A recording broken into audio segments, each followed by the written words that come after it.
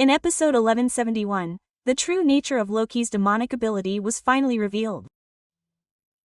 That ability is a giant flaming snake with overwhelming destructive power. In his true beast form, Loki retains his human physique but grows sharp claws on both arms, his head transforms into a snake shape, and he has a long, wriggling snake king behind him, giving him an unusual appearance.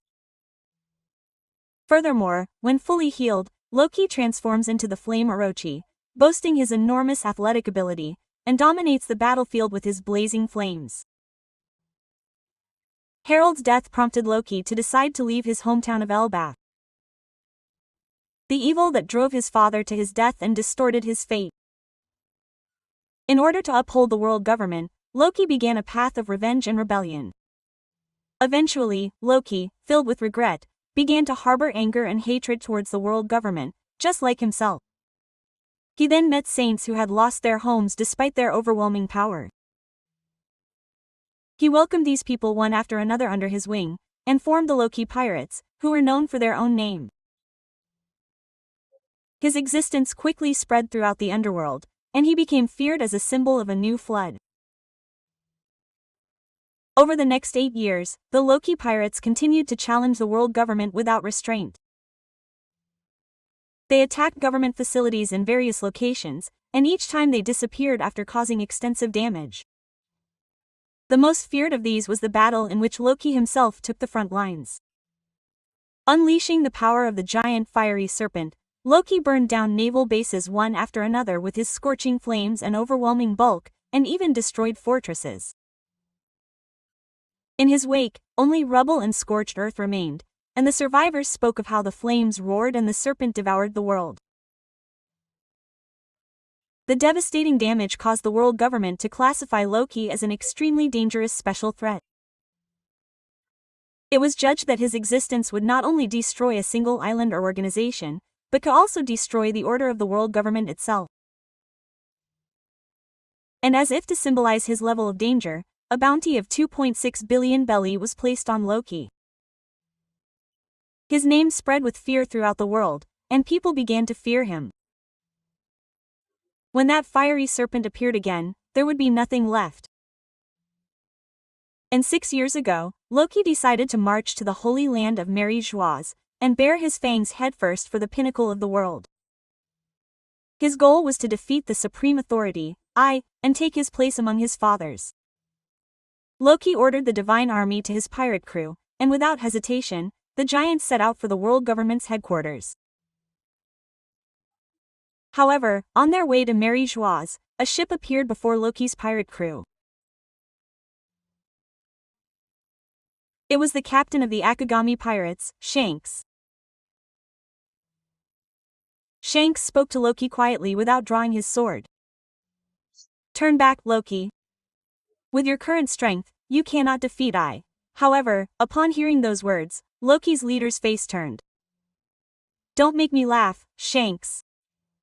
Loki puffed out his chest and declared in a voice filled with an overwhelming earthquake.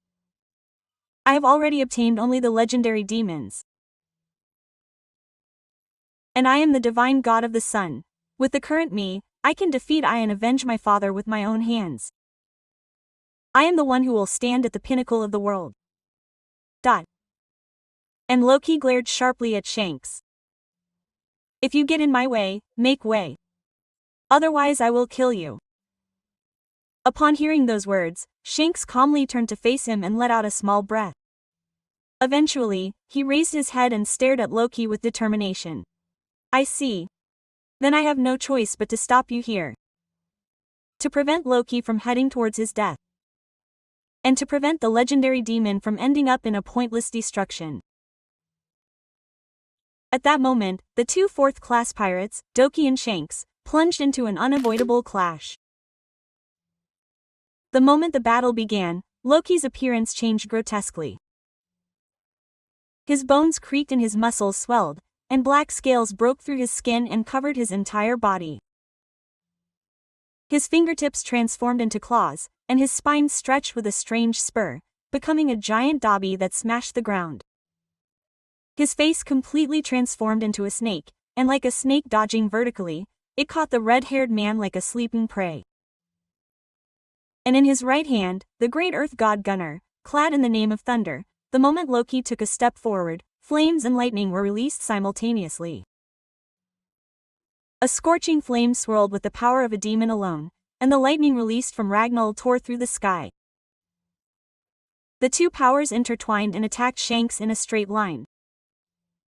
The aftermath of the collision alone shattered the earth, distorted space, and shook his vision. However, Shanks remained standing there. His haki, a skill of the observant, had already projected several years into the future.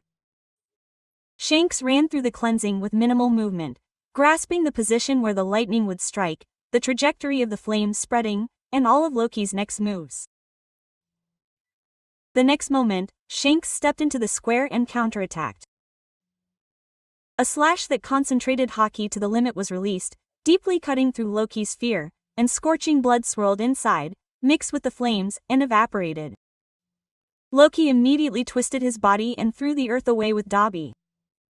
The blow scraped away the mountainside, sending lightning raining down on the field. Shanks narrowly dodged it, stepped forward as he landed, and swung his sword again. Several, 10 times, slashes and flames, lightning and haki clashed, and the battlefield was left unrecognizable. Loki's scales were definitely covered in more wounds.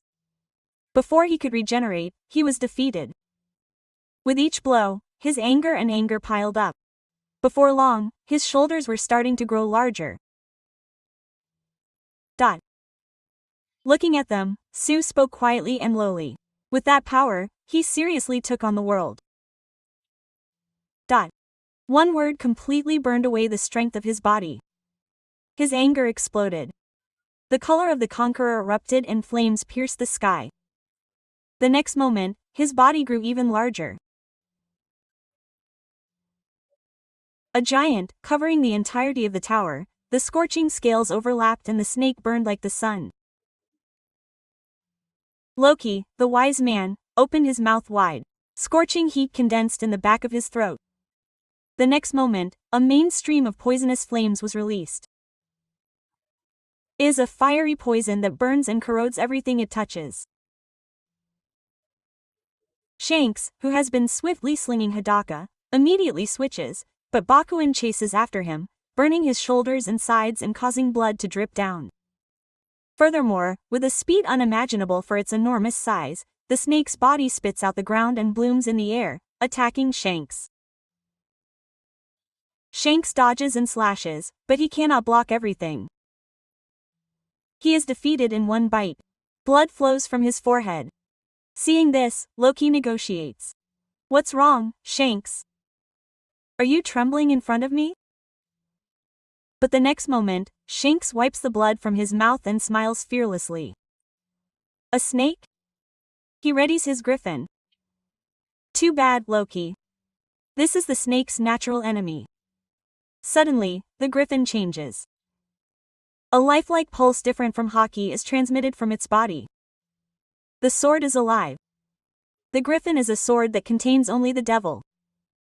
The next moment, the griffin changes shape and becomes gigantic. Sharp key-clad, wings that cover the heavens, the king of the sky born to hunt snakes. Shanks rides on its back and soars into the sky. I cut through Loki from above with repeated rapid attacks. There is no escape. It's like I'm hunting snakes. Ah!